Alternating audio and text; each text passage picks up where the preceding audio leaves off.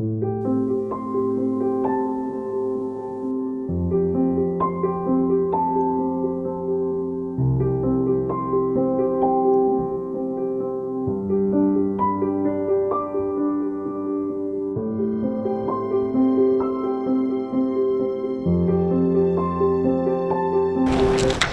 constatations et des recommandations ont couronné le travail de la Cour.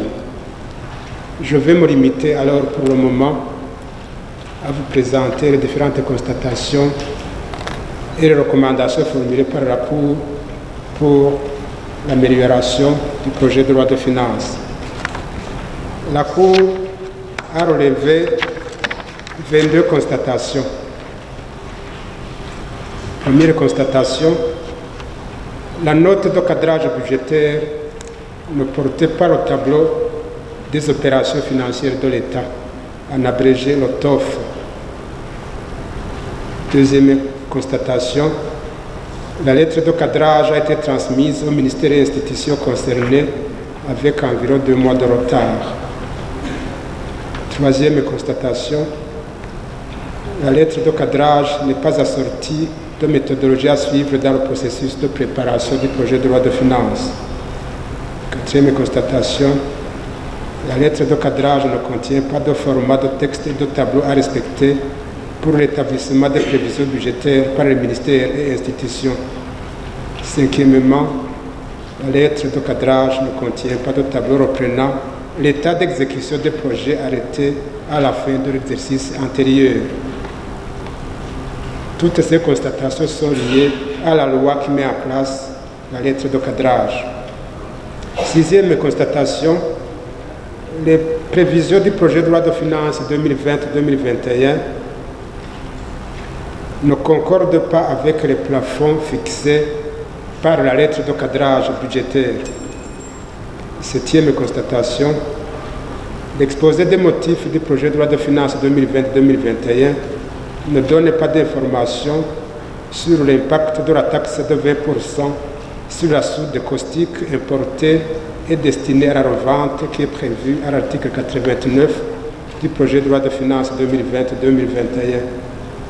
Huitième constatation, l'exposé des motifs du projet de loi de finances 2020-2021 ne donne pas d'informations sur l'impact des recettes qui vont provenir de l'amende sur toute construction en dépassement des bornes de 1 000 francs par mètre carré et de 3 000 francs par mètre carré, respectivement à l'intérieur du pays et en mairie de Bujumbura.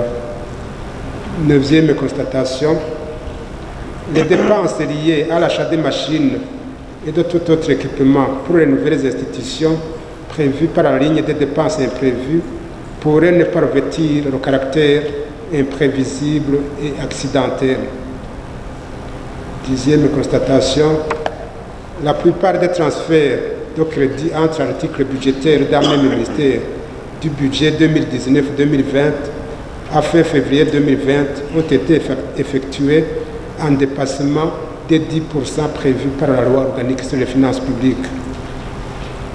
Onzième constatation, toutes les ordonnances sur les transferts de crédit entre articles budgétaires d'un même ministère du budget 2019-2020 à fin février 2020 ont été signées uniquement par le ministre en charge des Finances, alors qu'elles devaient porter également la signature du ministre concerné. Douzième constatation, les décrets ou ordonnances modifiant les crédits votés en loi de finances n'ont pas été transmis pour contrôle au Parlement et à la Cour des comptes dès leur signature. Treizième constatation, le compte 711 180 intitulé « Autres exercices antérieurs » a connu une augmentation de 42,2% et la Cour n'a pas pu trouver les motifs de variation étant donné que le niveau de réalisation de fin décembre est faible. Quatorzième constatation, le ministère en charge des Finances a classé les recettes des infractions routières dans les recettes exceptionnelles, alors que selon l'ordonnance ministérielle numéro 540 par 1210 du 10 août 2010 portant sur la nomenclature du budget de l'État harmonisé avec le plan comptable de l'État, classe les infractions routières dans le compte 7241, infractions à la réglementation routière dans les recettes non fiscales. 15e constatation, les prévisions des exonérations ne tiennent pas compte du niveau de réalisations antérieures. 16e constatation, une discordance entre le montant des achats de biens et services renseignés dans la classification économique et celui inscrit à l'article 2 du projet de loi de finances 2020-2021, soit une différence de 150 millions de francs bons. 17e constatation, les prévisions de sous-compte 623, contrat de prestation de services et abonnements, et 626, assurance, sont irréalistes compte tenu de leur niveau d'exécution du 1er juillet 2019 au 31 janvier 2020.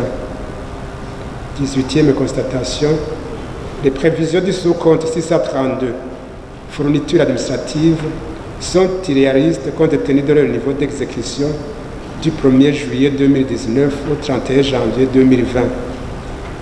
19e constatation, les prévisions des exonérations ne sont pas corrigées malgré leur taux d'exécution élevé. Exécution de 490% du 1er juillet 2019 au 31 janvier 2020. 20e constatation, discordance entre l'exposé des motifs et l'article 1er du projet de loi de finances au sujet de l'opération des dons prévus dans le projet de loi de finances. 21e constatation, même si le projet de loi de finances 2020-2021 précise l'essentiel des informations exigées par l'article 7 de la loi organique sur les finances publiques, les charges de trésorerie pourraient manquer de sincérité dans la mesure où cette rubrique totalisant un montant de 72 milliards 831 558 595 francs selon la classification économique n'apparaît pas à l'article 2 du projet de loi de finances qui montre la répartition des dépenses du budget général de l'État. Dernière constatation, l'État fera recours aux avances de la Banque centrale pour financer le déficit budgétaire en violation de l'article 12 de la loi organique relative aux finances publiques.